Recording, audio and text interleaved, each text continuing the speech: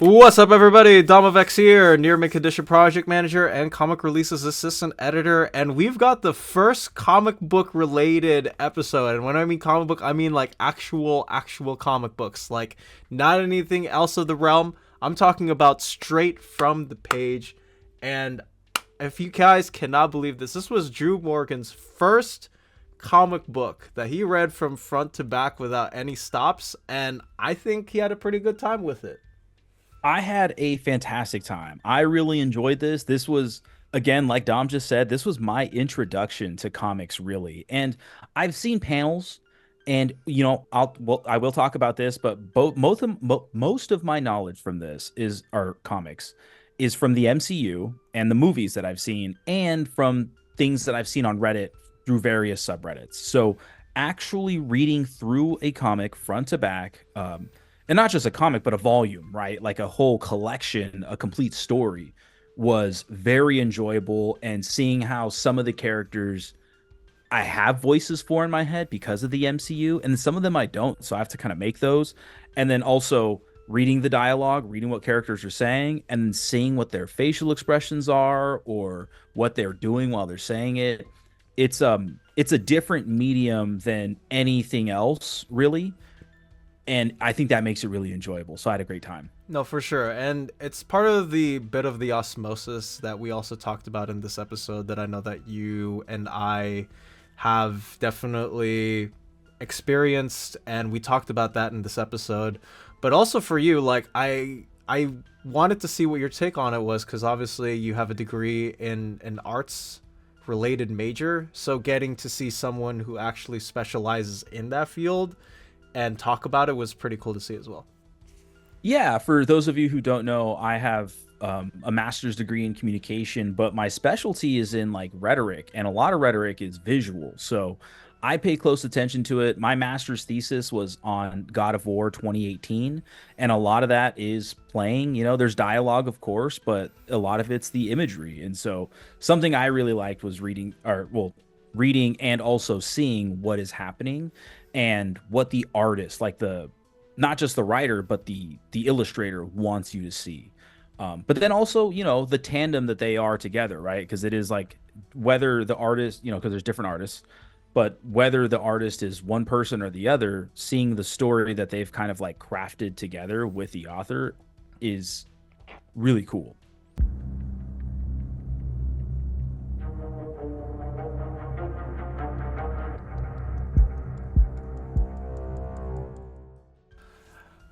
Man, what an epic sort of proportions we have to talk about, because yeah, Avengers by Jonathan Hickman Volume 1. And in case some of you guys are new to the channel, or some of you guys don't know me, Jonathan Hickman is my favorite writer in comics, and he's my favorite comics writer right now. And the stuff that he does is pretty remarkable. What he's pretty much known for at Marvel is building up his books to just the next big Marvel event. What Drew realized in the books, I guess we whenever we talk about Volume 3 right after, in a later podcast, because today again we're only talking about Volume 1, is that you get to see everything just sort of built up to this crescendo, this everything just sort of going up after every single issue, every single story, etc. So before we go into it, I just want to credit all of the people who worked on the title and how I guess we read it, because I read it a little differently than Drew did. Jonathan Hickman, of course, on the writing. You got art by the wonderful Jerome Pena, Dustin Weaver, Mike Deodato Jr., Adam Kubert, and Steve Epting. So yeah, let's go ahead and get right into it, because I know that you have a billion things I think you want to talk about. Yeah, this is really the first comic that I've really ever read. And I guess I honestly, so I had, you gave me the first three volumes, and I assumed that was all of them. And I was just like, man, like I read through all three of them. Anyways, I won't get to it, but I won't get through all of that. But I had a lot of fun. I had so much fun reading the first one that I instantly started reading the second one and the third one, because I was like, I want to see how this stuff plays out. And yeah, like I haven't read really any comics before, like maybe one or two, and never a complete volume, maybe like a single issue. And I'm assuming when you read this, Dom, did you read this like as the issues were coming out? I did not. I Oh, got you didn't? into yeah. So these series came out in 2012, 2013, and I was a DC kid back then, so I was reading like Batman and Justice League over on that side because they relaunched their universe. When Marvel did this, they did a sort of a similar thing. It was an initiative called Marvel Now where they relaunched a bunch of their titles because a new editor in chief came on. They wanted to bump up sales to answer what DC was doing. So they came out with all of these, and Jonathan Hickman, who again wrote these books, came off after a guy named Brian Michael Bendis, who from 2005 to 2012 was the one guy on Avengers and wrote literally every single thing that you could write about like those characters. Like he's pretty much known for I made the Avengers the Justice League and this is why they're cool, and Jonathan Hickman sort of propping where he's coming from with that table and putting a brand new spin on it, and of course doing all the crescendos. So I wasn't reading this when this came out, so I was in the same boat as you where like I'm reading, like I read those trade paperbacks. So Yeah, that's really cool. Yeah, I think I don't know.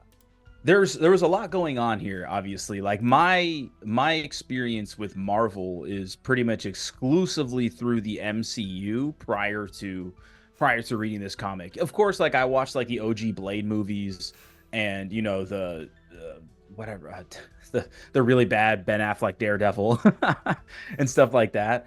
But pretty much everything I had known about it was through the MCU. I'm also like since 2012 or whatever, I've been on Reddit for a really long time, but like even before 2012. But anyways, I've always been subscribed to the different subreddits, specifically r Ask Science Fiction and r Who Would Win, and r Who Would Win and r Ask Science Fiction and r like Power Scaling.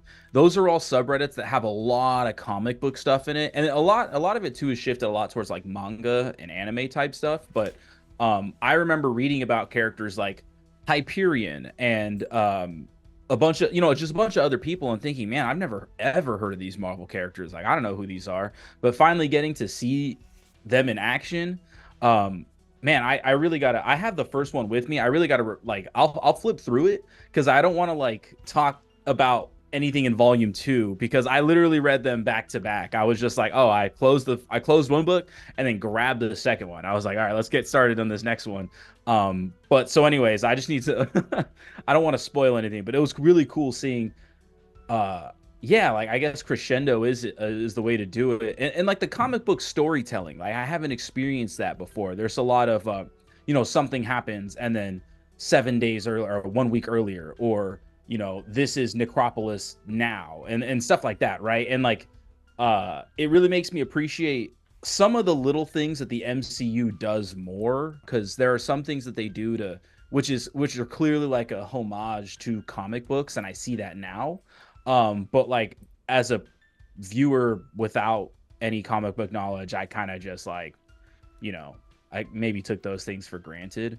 Not that it makes any of Phase 4 any good, except for Black Panther 2 and Shang-Chi, but still, like there are a lot of good things that I'm kind of seeing now play out, and I can appreciate, I think, the MCU even a little bit more.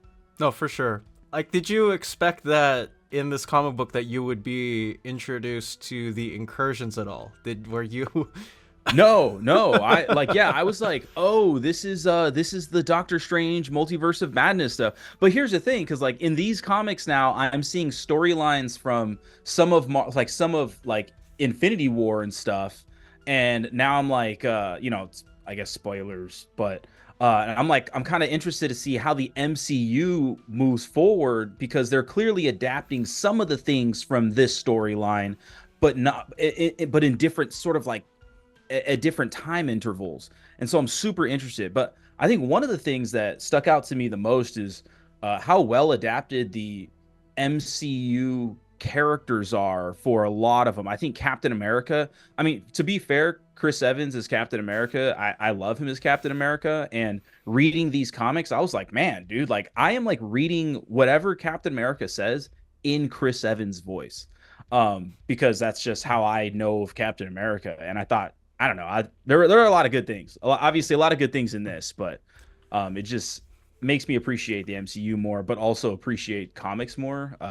I definitely want to get the other two volumes, and maybe like there's some other comic book characters I've been interested in for a long time, and I think this is kind of encouraging me to maybe venture into some of those areas. No, for sure. And I actually want to like pivot back to that point of like when you hear a character's voice in your head, because I feel 100% the same way. Like I'll watch a TV show and that person is just stuck in my head. And then when I read them, it's like, this is in my voice. Like I can hear this character being portrayed by whoever that actor or actress is. Like when I read Black Panther in Jonathan Hickman's Avengers, I hear Chadwick Boseman's voice in my head as he's saying those lines. Like I think that's honestly the pretty cool part about the synergy between both the adaptation in film and media and of course when you publish the comic books.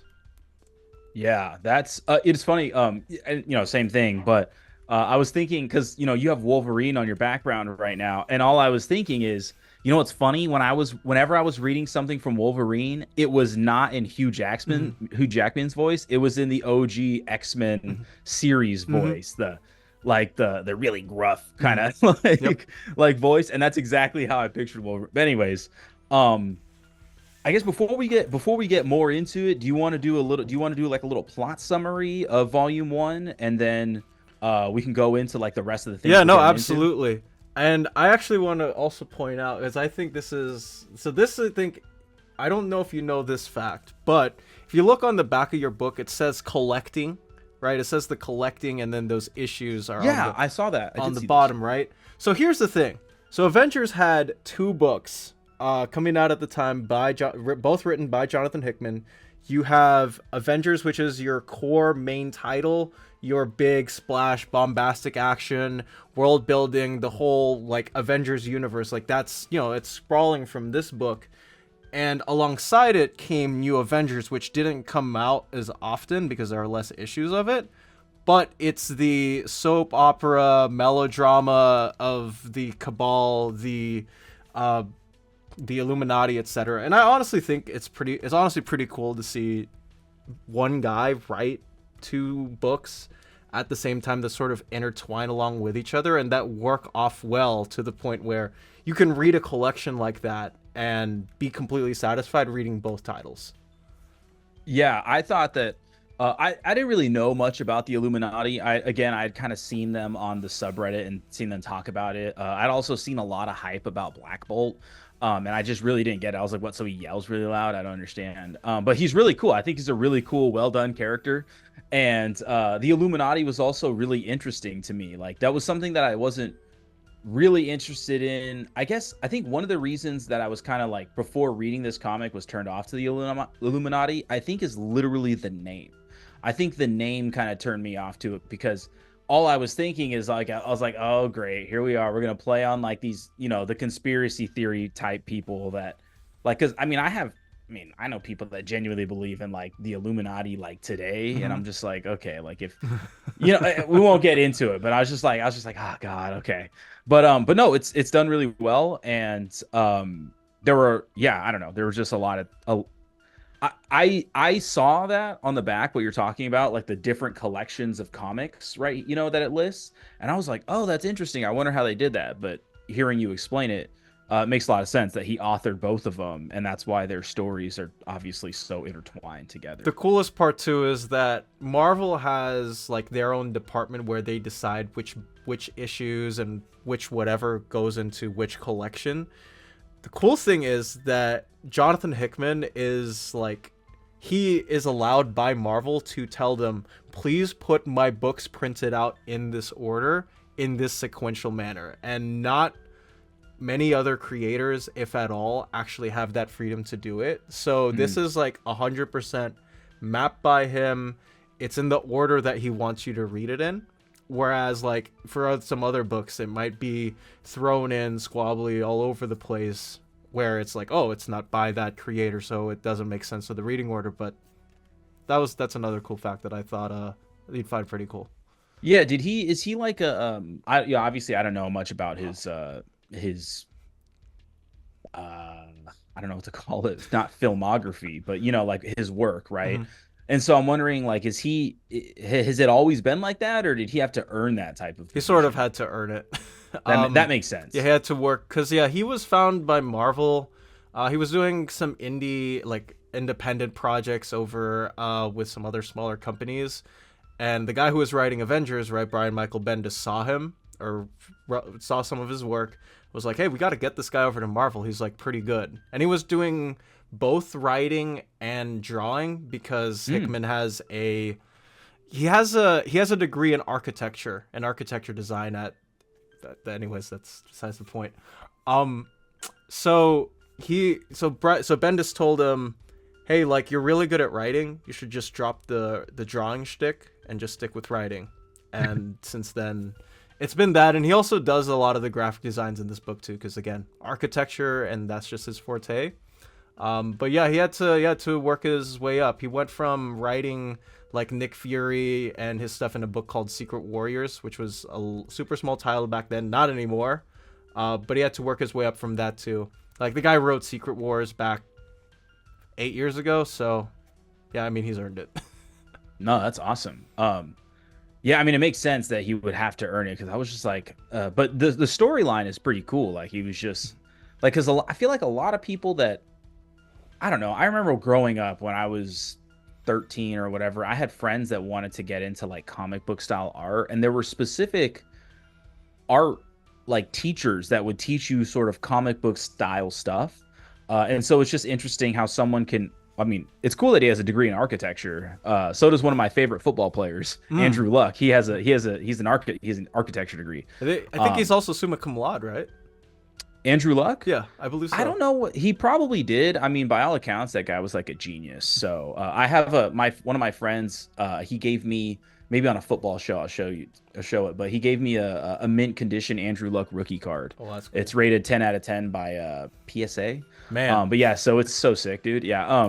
But anyways, yeah, like that's. I mean, that's pretty cool. It just sounds cool. Like I don't know, obviously the history, but it's cool that he found this sort of position, and the writing is well done. I think that was something that I guess I was realizing as I first started it is how pretty much everything. There are some moments that are clearly like narration, but pretty much everything written is dialogue. And so you have to be good at writing. And I was reading this and I was like, wow, dude, like the dialogue in this graphic novel is better than some of the dialogue that I've seen in like actual movies with real people saying them. I'm like, which is embarrassing. I mean, not embarrassing, but it's like, dude, like you have real people, make them look real. Like this is all drawn and it's a superhero universe and it sounds more like real dialogue, at least when I'm reading it in my head, than some films that I've seen. So Mm. hats off to him for that, because a lot of the dialogue was really well done. No, for sure. And yeah, I mean like the whole because yeah, again, you have the two sprawling plots, right? Like you have the Avengers book, and they're sort of like, how do I describe it? Iron Man and Captain America are Hmm. realizing that the we need to protect the entire universe, and we are going to recruit every damn person that we can think of to We have to get protect, bigger. right? And like that whole first issue, right, where you're just like introduced to like, oh, this is what the whole Marvel universe is. Like there was nothing, and then there was everything, and then from this like two men sprung forward, and like this is their idea. Like it just pulls and sucks you in. I didn't expect that. Like I never expect that, and honestly, from any Avengers book, because most Avengers books usually start out with two characters talking or a fight or something. But I thought that narration was pretty cool.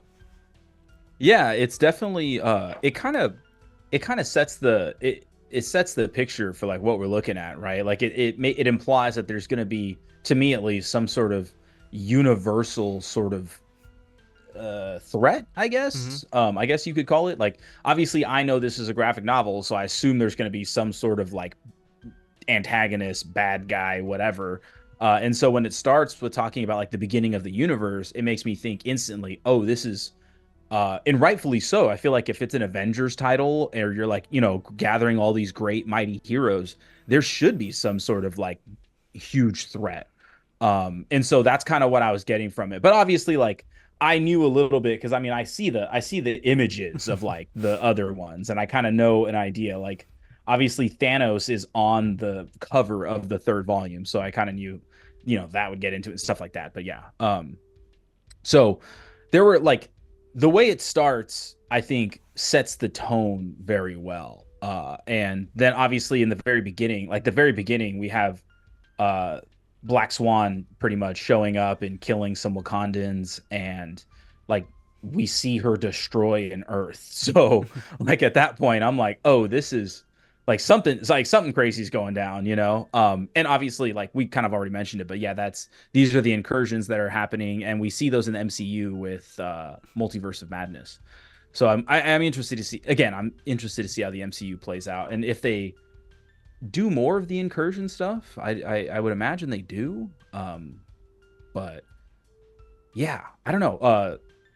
So after they capture Black Swan, there's a little bit, I guess. Oh, this is the other thing too that I wanted to say is like it was really cool seeing Reed Richards because I haven't seen him since I did not watch the Fantastic Four remake with Michael B. Jordan as Human Torch. yeah, I didn't watch any of those. Were there one or two? Were there two of those There's just films? one. Okay, thank goodness. But yeah, I didn't watch that, and I did watch the other two with Jessica Alba, I think, Hmm. as Jessica yeah, Alba and Chris Evans as yeah, Reed, right? yeah. Yes, Chris Evans was in it. No, Chris Evans was No, he was Johnny. the Human Torch. Yeah, he was Human Torch.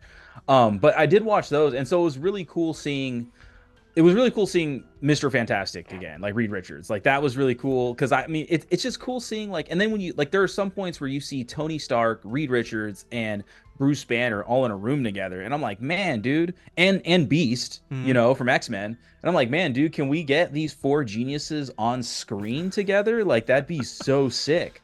I don't know. Hopefully, like Disney and Fox get their crap together because That would be that would be super like cool. an Yeah. epic.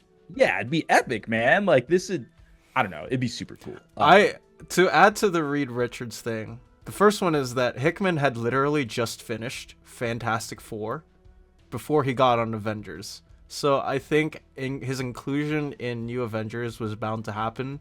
But I also love his Reed Richards. Like I think the character is super well drawn out, well fleshed out too. Like he's got a sparkling personality, if you want to call it, and I love that opening crawl dialogue from him when we're introduced to the Illuminati formally. And we get introduced to all of these characters doing stuff behind the scenes and on the sidelines. And he's just like, yeah, I used to have his opening monologue dialogue memorized, but I don't anymore. But just the way that he's like, everything dies, you, me, this world, etc., and we must do something about it. I'm like, man, that's a heck of a way to introduce a character. Yeah, and that's his dialogue with Black Swan, right? He's Mm. talking to Black Swan when he says that. Um, or is he talking to Black No, he's Swan? talking to the Illuminati. Okay, he eventually said. Okay, so Yeah, he eventually says that to Black yeah, he Swan. I does. do remember Mhm. that. Yeah, I forget if it's in Volume One, but him and Black Swan have a lot of dialogue going back and forth. He's kind of like the lead, sort of like interrogator of Black Swan, and I thought that was interesting.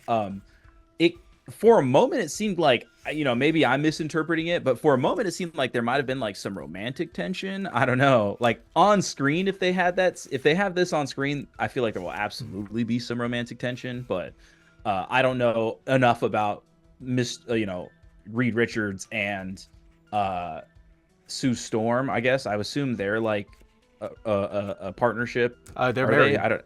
Oh, okay, that makes sense.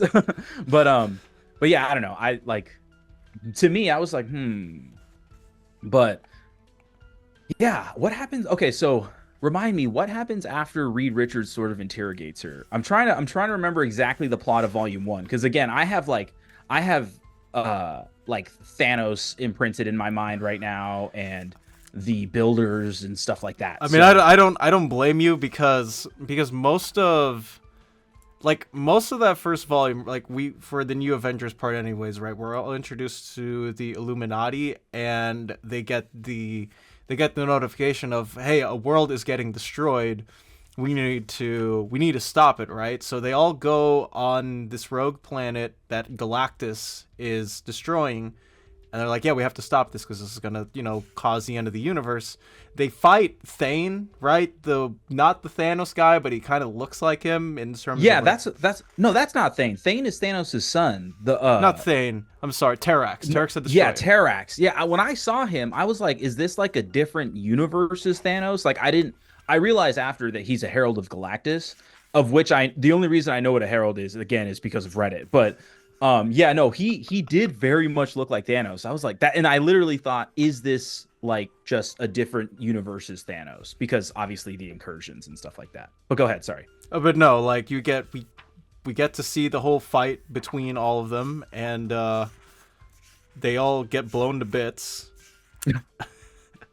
and then yeah, I think you have the whole thing with him and Doctor Strange and Tony Stark and Black Panther trying to figure out, like, yeah, what the heck is going on? Like, we've never seen anything like this before. And she says, yeah, this is the beginning of the end. And it's like you remember like the opening crawl to the title of, there was nothing followed by everything. We end the story with there was everything, and now there's nothing. Nice. Does Doctor Doom appear in this one at all, or is that Volume 2? Yeah, Doctor Doom is he's at the he's shown at the end of volume. Yeah, okay. That's what I thought. Yeah, it was, I don't know. There was just cool. That was also really cool. I think Doctor Doom's really cool, obviously. And I think that if I got into comics more, I think he'd be probably one of my favorite characters. If you get to read more of Jonathan Hickman's stuff, like, he's in Fantastic Four because of course he is. And he's one of, spoilers, the main guys in Secret Wars. So you get to follow, like, Hickman's like Reed and Doom, like from beginning to end, is just like simply astounding. Like, it's freaking amazing. Okay, well that gives some hype. I know.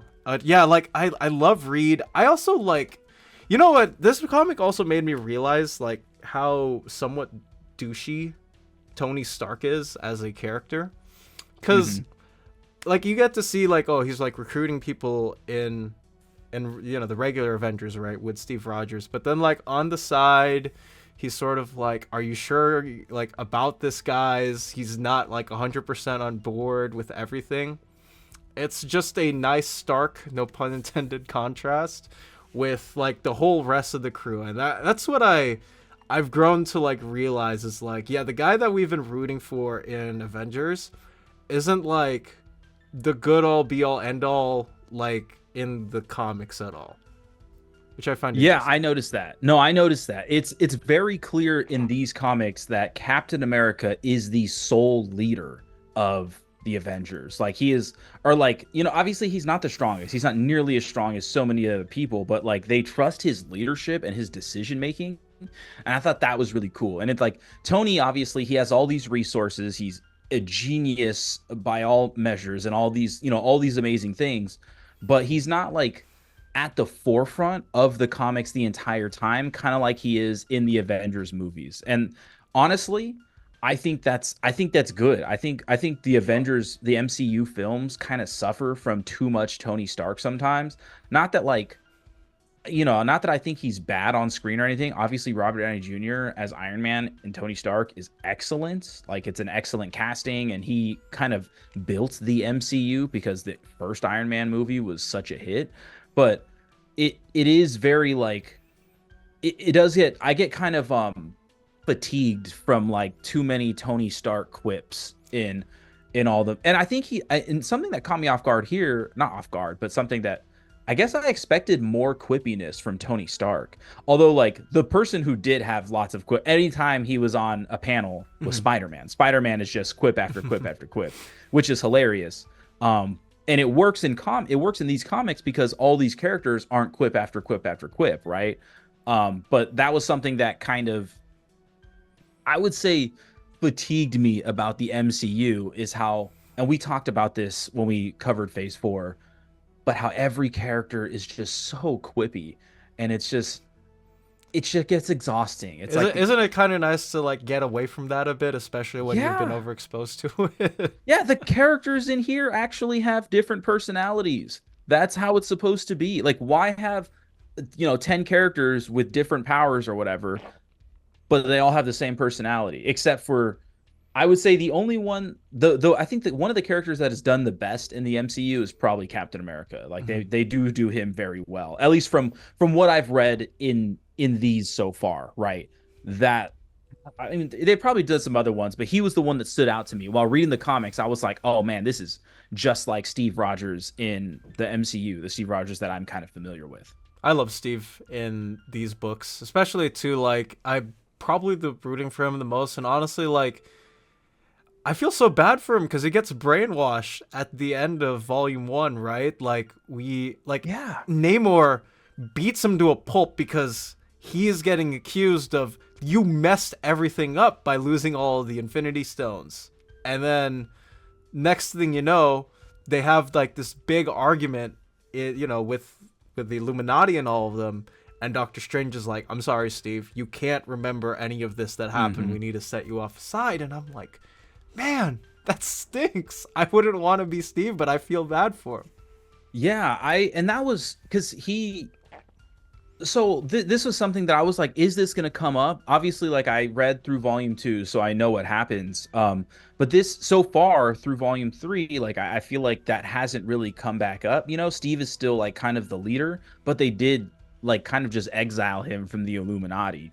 And I was just expecting something, that to play a part. Don't spoil it for me if it does later on, but I was just like, wow, they really just like turned on Steve like that. And the thing is like in the scene before that, Captain America's talking to Black Panther, and T'Challa's like, "You always know me to do the right thing," like kind of implying the implication that he's gonna agree with Captain America, but obviously T'Challa doesn't maybe not turn on him if you want to say it like that, but he votes the other way.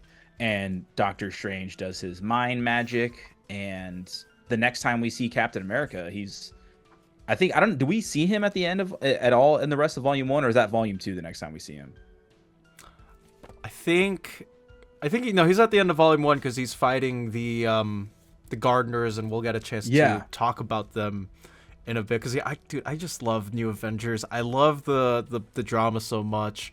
I love the drama between Black Panther and Namor and dude, the it's sick. ensuing.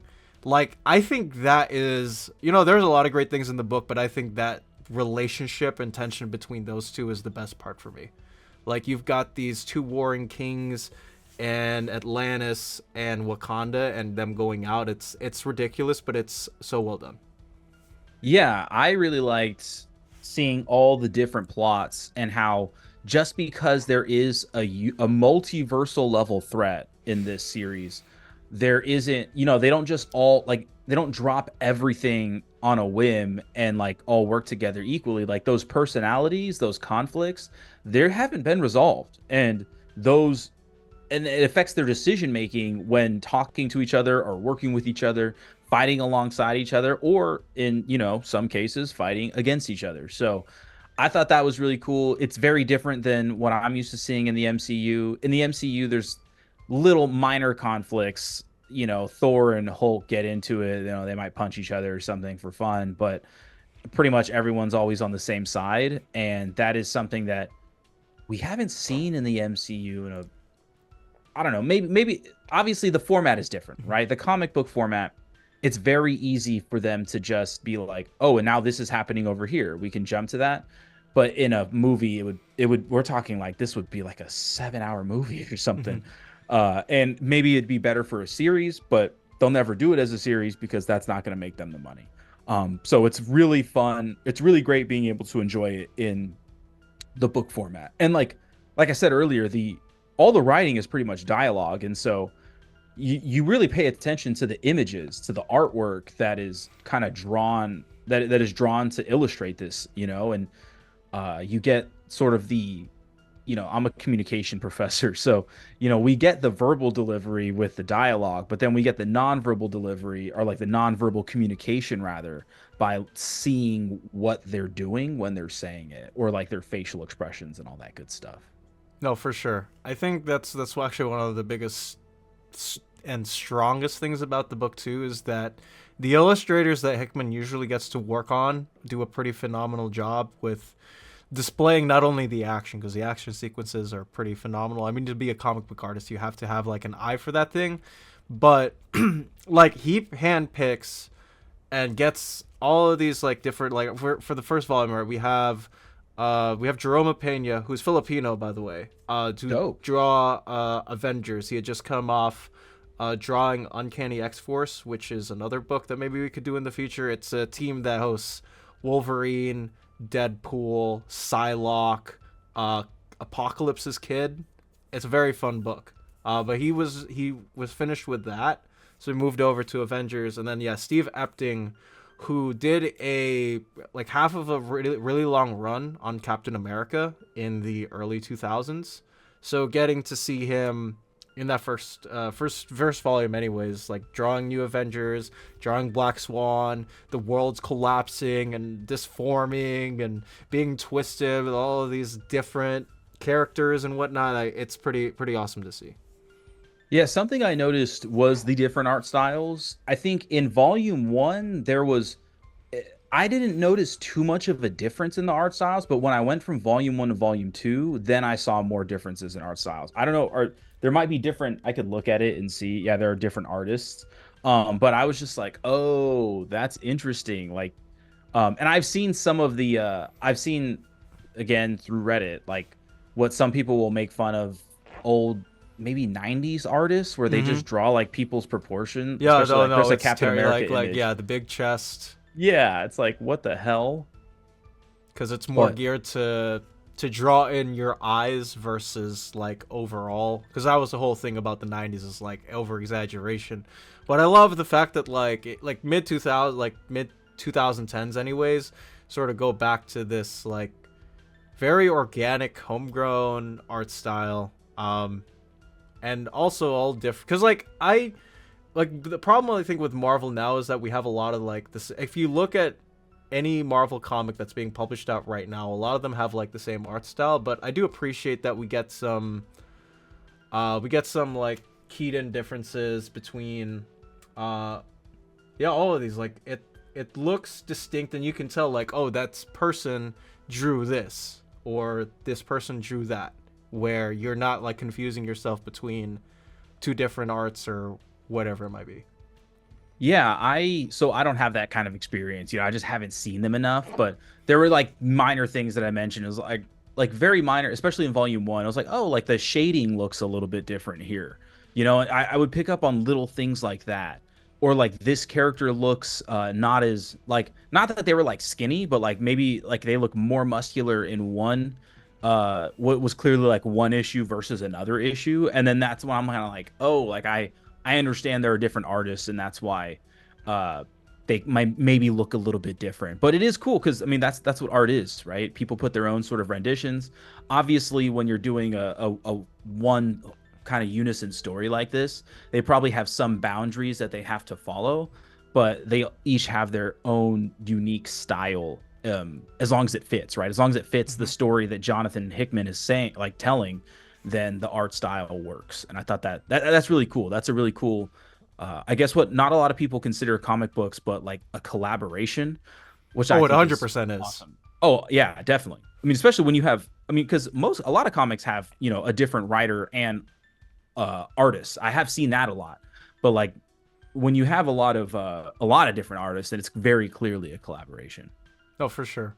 I think the one thing too that I love about at least like the Avengers portion of the book is that it feels like when you go on and you see like the different like the new characters, right? Because like a lot of these characters are like completely brand new. Like Ex Nihilo is brand new. The Gardeners are completely brand new. Like these weren't like old Marvel characters that had like pulled out of the 70s and just decided, like, no, they're like completely original characters and ideas, and we're introduced to them off the bat. But I loved like the designs. The designs of the characters are also pretty phenomenal. I like Black Swans is great. And like it all looks great. Like the design and technique is all, it's not flawless, but it's pretty well structured and well done. Well, yeah, they're identifiable, you know. Something. So speaking of Black Swan, like her character design, if she appears on screen, has she appeared in the MCU yet on screen? I don't think so. Okay, I was like, because there are some movies I haven't seen, but I feel like I would have known, you know. But anyways, when she appears on screen, I guarantee you she is going to be like the next sort of cosplay that like it because it's like it's an easy cosplay to do, right? And you know, it'll get a lot of attention on Instagram. But yeah, X is it Nihilo or is it Nihilo? Because I was reading it as Nihilo kind of at first, but then I was like, wait, like it kind of sounds like the word annihilation, you know, the way the word annihilation is spelled. And so I was like, maybe it's Nihilo. But I guess we won't know until maybe you've seen interviews with Jonathan Hickman. He's probably said the name before. I mean, I've seen interviews, but they're mostly like written. There's none like, because he's a super busy guy. Of course, he doesn't. Yeah, so like he doesn't get on podcasts and like YouTube shows or whatnot as often as I think he'd like to. I could ask him the next step because apparently, like, so I obviously work for Near Mid Condition, and the guy who runs the channel wants to do an interview with Jonathan Hickman. So maybe I'll ask him how to pronounce it. Yeah, that sounds like that'd be a really cool accomplishment. I don't know the scale of like anything, you know, in the comic book world, but I'll say that like celebrity life is so much different in the comic book world than it is in the regular world. Because like, if like I could go like, oh yeah, that's my guy, it's Jonathan Hickman, but like you ask a regular guy down on the street who that is, they'll probably like look at you and like think you're weird or something. Yeah, they wouldn't like know anything. I mean, I had no idea who he was before this. Yeah, so was the what's his face? Yeah, that was volume 2 when the High Evolutionary, right? He's in volume 2. Okay, never mind. We won't talk about that. We won't talk about that until we get to it. Yeah.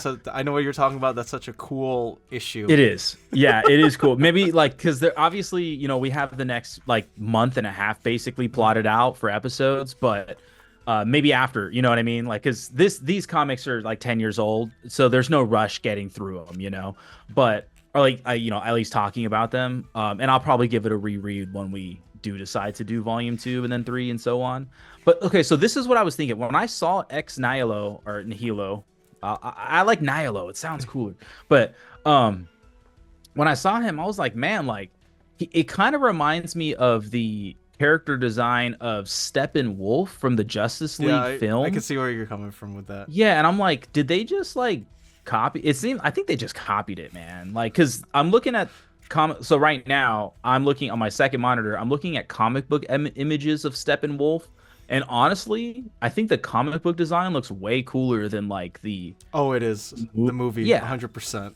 Yeah, I mean the movie, not to turn this into a, you know, crapping on Zack Snyder's Justice League, but the thing about the movie is that like it kind of falls into like the Michael Bay Transformers thing, where it's like you can't even tell what parts of his body are what, and or like what his face, like where his face ends and where his helmet begins. Like it's unidentifiable.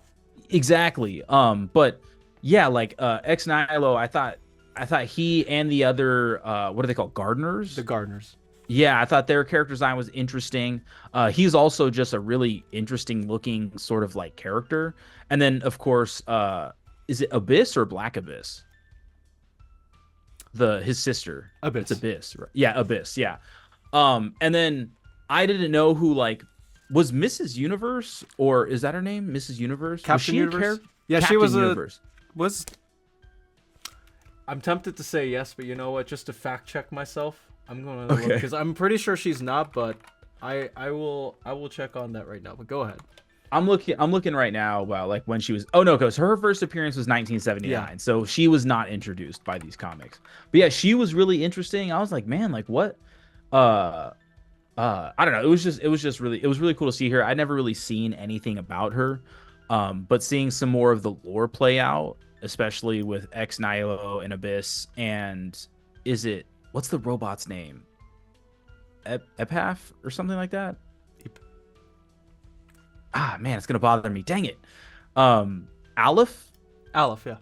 Yeah, Aleph. Like that was interesting, but also like in the man. So one of the things again, like in volume one, I know it's volume one because I remember thinking, oh man, that's Shang-Chi. Like that's pretty cool. Like he punches the robot in half, and I was like, man, that's sick, dude. Like I hope we get to see that on MCU because um it just seems like they could really show how like strong he is. Because I think that would I don't know, I think that'd be cool.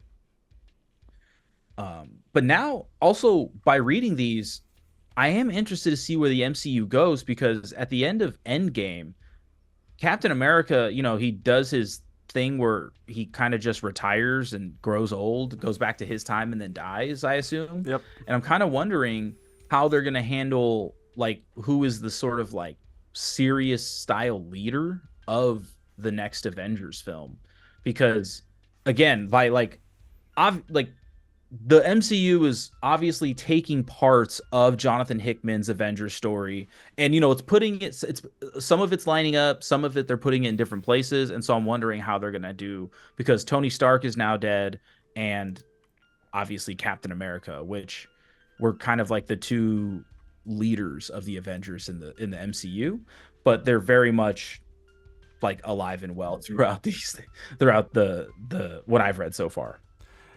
I do find it interesting because like not during this certain point, but like towards the end of the run, it doesn't happen in this book, but Steve does grow old to a reason to what I'm not gonna spoil it for you, but like I do find it interesting to see that like sometimes I'm just more surprised that they like quickly adapted something that was made in the 2010s versus something like from the like 60s, 70s, 80s, like something modern, right? Because these are pretty fairly new ideas in terms of age and points. Like it's not anything that was set before old or what. Like this happened like half of my lifetime ago. Yeah, that did surprise me about it. I was like, oh, like this is stuff that some of this stuff is stuff that I know about, only because of the MCU. I kind of just assumed the MCU would mostly be adapting the older stories because they're more well known but more established, and I think some people maybe resonate with those a little bit more. I think that I guess I don't know how many comic book people. I mean, I know of a few because I know like, some of my uncles and stuff, like they were into comics when they were younger, but not so much anymore. And I do know some people like family friend of mine. We celebrated Father's Day with the other day. He's super into comics. I'll get a picture of he has like a room in his house dedicated towards like classic comics. I think there's like one issue that he's still looking for in Thor, and I think it's Loki when Loki is first introduced or something like that. Yeah, that issue probably costs a lot of money. Yeah, it's like Thor 86 or something. I remember we were looking, like we've gone to a couple cons and kind of looked for it, and there was one, and it cost I think it was rated by the PSA at like 8.5 or something, and it was like over $10,000 or something like that. It was a lot to say the least. But he has like Thor 84, 85, like all there's like a really popular storyline. Anyways, long story short, what I'm trying to say is I got to get a picture of his comic book room, and I'll have to take a picture of it and send it to you because I think you would be a big fan of like some of the stuff that he's collected. But he's also been into these comics for decades, right? Like this guy is in his 50s, I think, and he's been collecting these for his entire life, and so this is like his childhood hobby, so to speak. And it's just really cool seeing some of this stuff and getting to appreciate the medium more. Oh, for sure. And speaking of the medium, were you expecting this type of storyline in Avengers? Like when you opened up these pages, were you going like, is this like, did the story that you read eventually did it meet the expectations? Did it change your view of it? Like, how do you feel about it now? Yeah. So like I said, when I first opened it and it starts with in the beginning, it has that intro. I'm like, okay, this is going to be, like I said, I thought this is going to be a grand scale, which again, I think that's why you have the Avengers, right? You don't assemble the Avengers for, one of Spider-Man's rogues, right? That'd be silly. But it was, I don't know, it didn't change. I don't think it changed my view of comics. I think what it did is it just let me like sort of appreciate the story more because I kind of expected something. I guess like obviously in volume 1, it's not as grand as it ends up getting through volume 3 with what I've read so far, but it is still very big, right? There's like a world what could be a world-ending slash universe-ending threat that the Avengers have to, and I guess the Illuminati have to deal with and like kind of mitigate or resolve, whatever you want to say, right? And yeah, so I guess I'm trying to think of what my view of comics was before. I think before I read this, because my view of books before this were very much ignorant, and not ignorant as like in a bad way, but just like I didn't have experience with them. So I would say like before this, I kind of just thought they were uh like picture books, kind of, and I guess that's how I would compare it. Not like they're for like children or something, but picture books in the sense that like what you're going for is like the images. But like I kind of talked about earlier, is I found myself really appreciating the dialogue and the actual like character development sort of aspect of it, which I was not expecting. Because when you're watching a movie, people expect character development from a good movie. When you're reading a book, you can there's like hundreds and hundreds of pages where character development can happen. But in this, the character development only happens through dialogue and through the images, and so you have to pay attention to those images in order to like see what's going on. And I think like one example of this is when towards the end, when Captain America is talking to Black Panther, and they're having this one-on-one dialogue about like whether or not Black Panther is going to support Captain America. And we kind of get to see like what I assume is going to maybe fracture some of their relationship later, like when Captain America, I assume, eventually remembers that he was had his memory erased. So anyways, yeah, like I think that's what made me appreciate it more, is like actually seeing the characters and their personalities. Like that was something I really really loved about this, besides all the action. Yeah, For sure. I think so. This is the interesting note to me, is that there is a very high contentious, I don't know what the word is. High debate, big debate amongst contentious. There you go. Contentious debate amongst a lot of people and folk who read comics, that like you have the new Avengers issues where we do get introduced to the Illuminati and what they do, and a lot of some like readers want people to read those issues first, before, when you're like, oh, in the beginning there was this and then there was everything. And because in those pages, like, we get introduced to, like, Tony Stark and Steve Rogers are talking to each other, and Tony's like, bad dreams, and then we get the sort of like panel where we see the Illuminati heads like full floating. But I love the fact that this book has the Avengers issues first, because it sets up the mystery, right, of what are those bad dreams that Captain America is talking about. Like, I love the eventual reveal of, okay, this is the Illuminati and what they're doing, and that's pushed off later, versus we know everything from the beginning. yeah. I mean, it is cool. It's the storytelling aspect. The revealing of information is done very well. But yeah, like now I'm thinking. So okay? So there are some people who wanted the reveal of the Illuminati first, or tell people to read that part first before in the beginning there was nothing and then there was everything.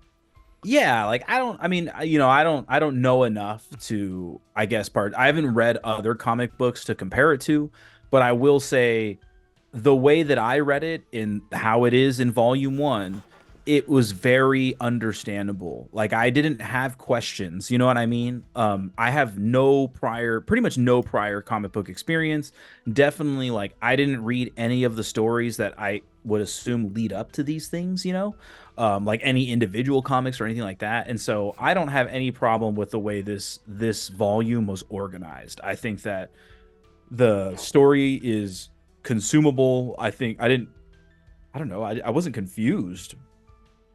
Like there was like maybe one thing I was confused, but that's not even in volume one. You know, I was like, wait, hold on, what's going on? Like I had to like re-look at the panel because I was like, what's going on here? But we'll get to that, you know, when we get to those volumes. But yeah, no, I liked it, and I think okay, so something that you just said is like because the first thing he says is bad dreams.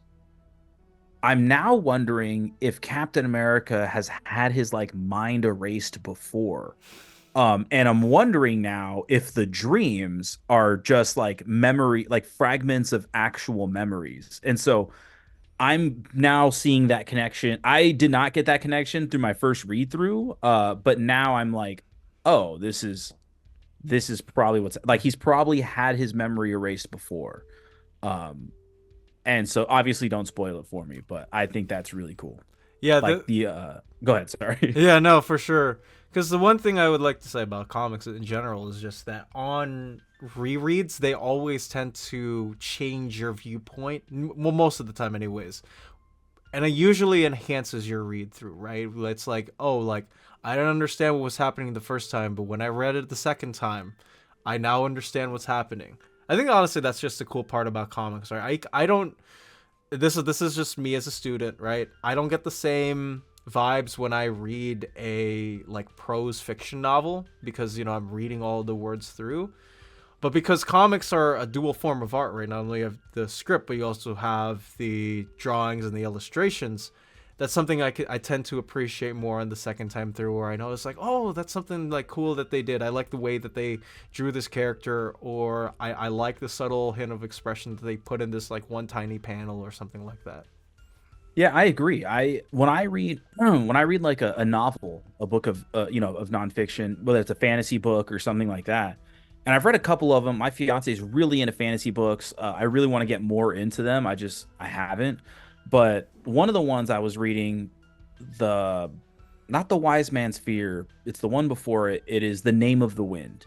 And like I was catching things because she's read that book like 10 times. But I was catching things on my first time because I when I read, I'm a slow reader, I will admit, but I pay careful attention to detail to like everything, right? And so I was catching like details that maybe she didn't see on her first, second, or third read through. And I was there are things now that I'm like, oh, if I go back and reread it, I'll probably recognize, right? Like I think is Starbrand is he in volume one or is Yeah. that volume? Yeah, Wait, okay, so is I forget if they introduced him in volume so one. we get introduced to the brand new Smasher, right, of the Shi'ar Empire in Volume One, like the Uh-huh. the one single issue where we like get on like this farm and we see like Isabel or whatever her name is, like, Yeah, oh, I like you remember can that. chill. Yeah. Yeah, Starbrand's not until Volume Two. Okay, never mind. Um, but yeah. Anyways, you're right. It's a dual form of medium.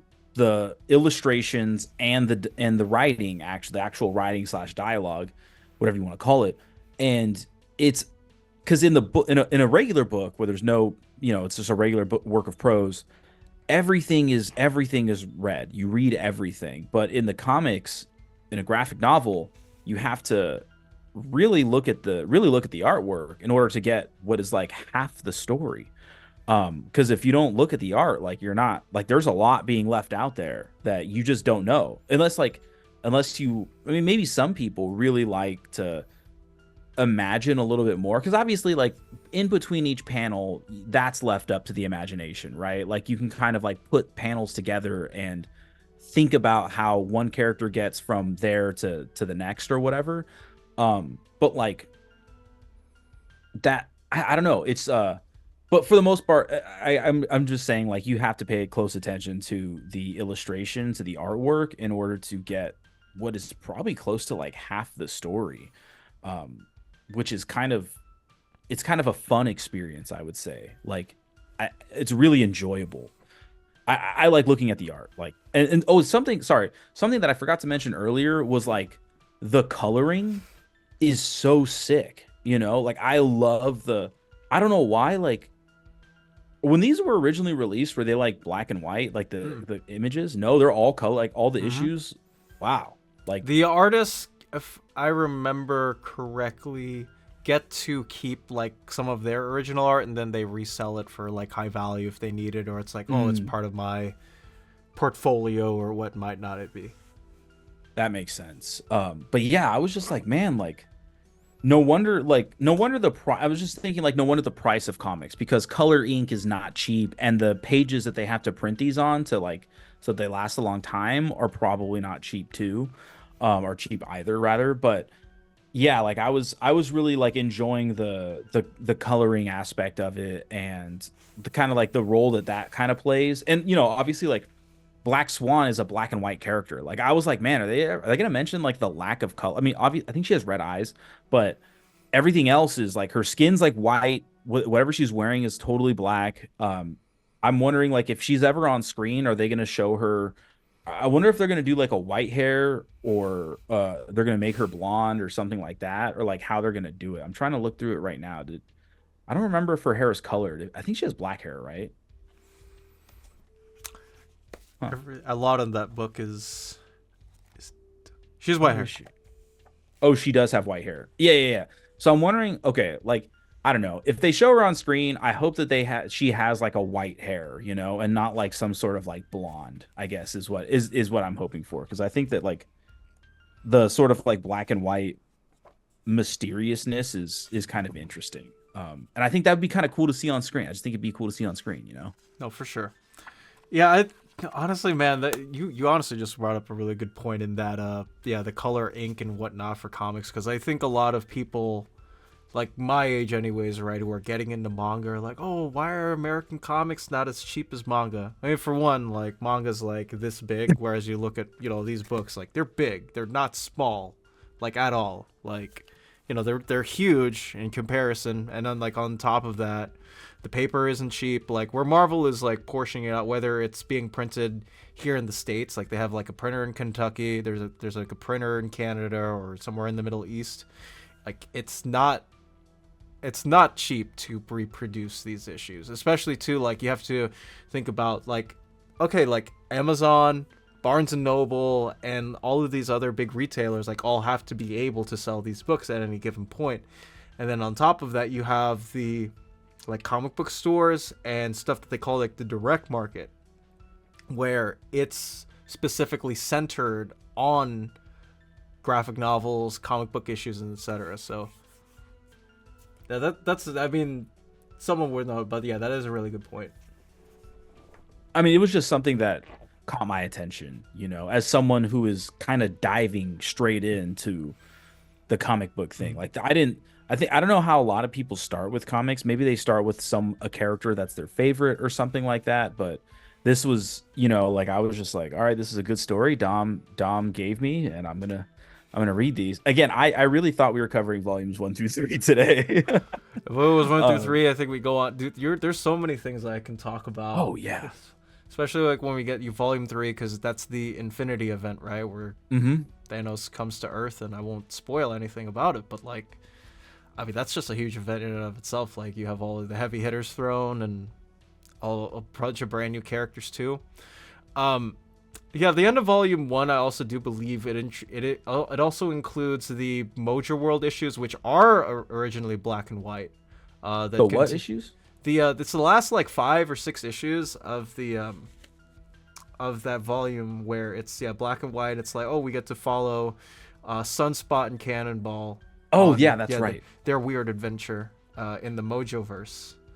That's what that is. I Yes. was wondering. I was like, That's like this, right? Like, Yeah. or this is sorry, this is a page. But like this stuff. I saw this. I'm not. So I need to go back and read that then because I saw that and I was like Bobby and Sam the Mojo World. I was like, is this? Are they like trying to like? I legit thought that they were like trying to just I don't know promote a different comic book series. I did not even realize Because when I looked at it, the art style was so It's completely different. different, right? From the Yeah, I just didn't think it was. I didn't even think it was Marvel.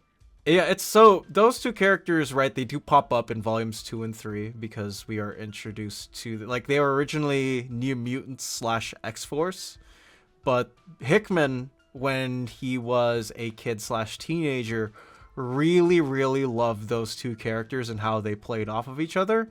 So he decided to include them in the Avengers, right? So you have two mutants on board on the regular Avengers squad that don't, you know, like along with Wolverine, etc., like, you know, get top billing. But yeah, like, so those issues, and then when we get to volume 2, we'll talk about the Shang-Chi ones. So those issues were originally from like smaller miniseries or different books that weren't part of Avengers, New Avengers, that Jonathan Hickman like also wrote. But because Marvel doesn't have anywhere to put or like reprint them, and because they're also they also feature characters from his Avengers run, they decided to put them in there instead. So it's like, if you want like a nice weird break and figuring out like, oh, I like these two characters, like read them along. But like big, like in terms of the plot, like they're completely inconsequential. Yeah, okay. That makes sense. I didn't feel like I missed anything when I went into volume 2, but I will go back and look at those. I just like again, I literally thought it was just Marvel trying to promote a different comic book series, you know. I didn't realize it cuz I literally looked at the art style and I was like Bobby and Sam. I was like I don't even like who are these guys, you know? So I genuinely had no idea who they were. Right. But I'll go back and look at them cuz, you know, I'll probably reread volume 2 and stuff like that. Um, but yeah, I don't know. Do you have any, Man. before we close out, do you have any favorite moments or panels or moments of Okay, dialogue? so Yeah. one thing I wanted to say that was really funny that genuinely made me laugh out loud is when the AIM guys, like Mm-hmm. the researchers, they like killed somebody or something, and they were like, "Oh, don't worry, he was a he's a PhD Mm-hmm. student. He had $200,000 in student loan debt."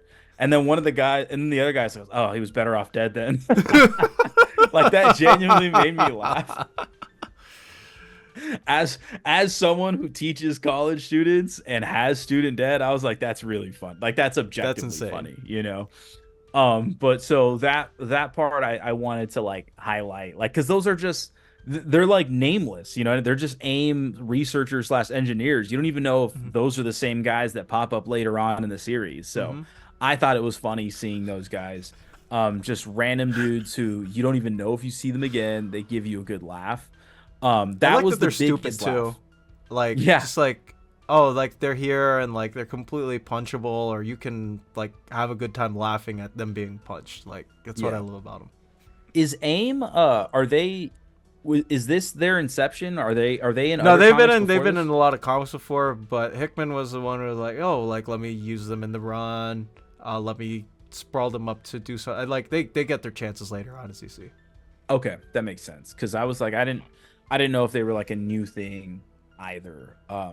I did look up Ex Nihilo when afterwards because I looked up his Wikipedia. I always like looking on comic books like the Wikipedia pages for characters and stuff because I think it's cool reading about like the sort of quick versions of their publication history of their like powers and stuff like that. And I always think that's really cool to read about. But yeah, that was I think Hyperion was really interesting to me too.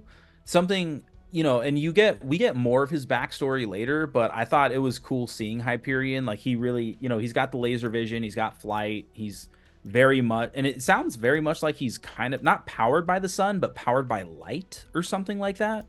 And so he's very similar to what I know about Superman, right?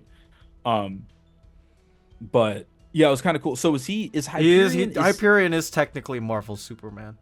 yeah, that makes sense. But then there was another guy, I think in volume 3 that also had flight and laser vision. Was it Gladiator or something? Yeah, Kalark, aka Gladiator. Yeah, His name is Calark. yeah, That's his real name. that's his real name. That's so obviously Clark. Okay, that's so funny. Um, but anyways, no, Hyperion was really cool. I thought, and then seeing him and Thor kind of uh Oh, the play off buddy each up other. is like, yeah, that's one of my favorite parts about the regular Avengers run is getting to see those two involved in whatever it is, in as much as the others, like they are an awesome duo. Yeah, I do wonder if we will see Hyperion in on screen on the big screen. I don't. Does Marvel have any plans to bring him to the I MCU? don't Has that believe been so. announced? I wonder if they're just too afraid of people being like, "Oh, it's a Superman clone." You think that's what they're afraid of? Because I like th- mainstream audiences, you know. right. Especially too now that like DC is like like back on the game with James Gunn's like brand new universe. Hopefully, Look, I agree, hopefully, but if people are watching this and not listening to it, like you just saw me do the air quotes, I am not confident in Warner Brothers to do anything competent. I just I don't have faith in Warner Brothers. I have the same amount of faith in Warner Brothers as I do in Sony creating Venom movies. So, which is uh next because like David Zaslav is the reason to why my favorite show on TNT with that inside the NBA is like gonna be gone next year. So like oh, I heard one of my friends was talking. I don't really watch basketball, but a couple of yeah. my friends watch basketball, and I think some guy retired. Was it Magic retired from it or something, or he's stepping So away? Charles Or Barkley is Charles retiring next Barkley, year got it. because of contract rights and the fact that like the NBA is dropping the TNT thing because the CEO of Warner Brothers said we don't need the NBA, and yeah, they've What? just been putting like a lot less money into it, and NBA reached out to NBC to restructure a deal. They got a lot more money there, and now the guy who owns TNT and all the other WB stuff is very upset about it. But Yeah. Why would you? Why are you throwing away the NBA? Okay, I don't know. I have maybe you and I have talked about this in person, but one day we have to have a podcast on like how incompetently like these media conglomerates are run, dude. The fact that Max is it's not HBO, it's Max is like possibly one of the dumbest things that I've ever seen like a CEO or whatever do. Like it makes zero zero sense. sense. Like, oh, we're gonna take away the naming that everyone recognizes us for. It's like, do you think that Apple would do that with their iPhones or any of their products, their MacBooks? You know what I mean? Do you think they would just call it a No, book nope, or a because they're phone? iconic, right? It's like if you like in these Avengers books, if you take away, I don't know, Tony Stark's suit and he's like a completely different person, right? Like you completely destroy everything that character has or stands for. Yeah. Which makes you I think, right? makes you think. Yeah, and so one day I would love, I mean, because this does affect like obviously we've been covering movies and media, and now an actual comic book or graphic novel collection, but like we covered on this podcast so far, and I think it would be really interesting to get into sort of like the management of these media conglomerates because I do think that in the long run they're hurting the product. And I think most people would probably agree with that. Like we've seen what Warner Brothers has done to DC, we've seen like even to some extent what Disney has done to like Marvel and especially what Disney has done to Star Wars. And I haven't watched any of Star Wars Acolyte yet, but I've only heard bad things. But not that we're going to talk about that later. But anyways, like I would be interested to see how this stuff kind of Yeah, I plays would out. be too, because like it affects everything like top down, right? Like if your top guy is suffering, like your bottom guys are gonna suffer too. And that's like one thing I hope. Like comics, just like I like that's the one thing like I'm scared of is like when are we gonna get like a breaking point between like the top down to like these are like the comic book industry I believe is like $1 billion like running in and out. Like there's not much money into it, especially like when you divide everything up into itty Mm-hmm. bitty tiny pieces. Like it's not Marvel Studios, it's Marvel Comics, and they're a much smaller entity than a lot of like the big boy counterparts anyways. And Yeah.